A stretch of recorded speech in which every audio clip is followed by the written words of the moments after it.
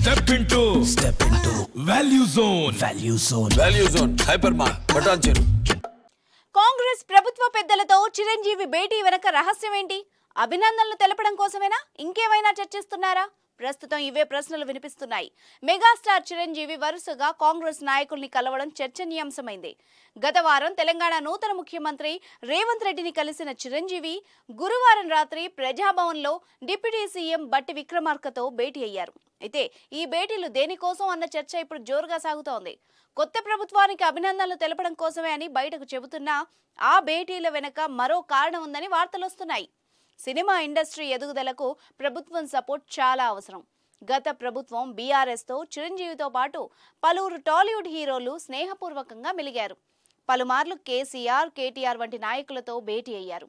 అప్పటి ప్రభుత్వం సైతం తెలుగు చిత్ర పరిశ్రమకు అవసరమైనప్పుడల్లా తన సాయాన్నందించింది. పెద్ద సినిమాలకు అదనపు షోలకు అనుమతించడం, టికెట్ల రేటు వంటి అంశాల్లో కేసీఆర్ సర్కార్ సానుకూలంగా వ్యవహరించింది. ఇప్పుడు రాష్ట్రంలో కాంగ్రెస్ సర్కార్ కొలువుదీరింది.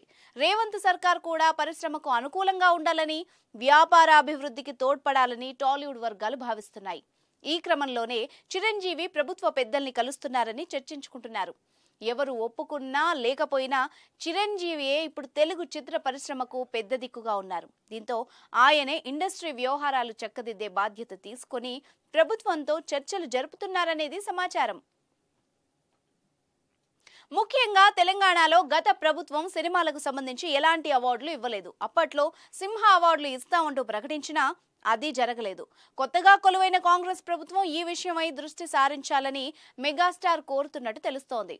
తెలంగాణలో సినిమా షూటింగ్స్ కు సంబంధించిన పర్మిషన్స్ విషయమై కూడా చర్చిస్తున్నారని సమాచారం.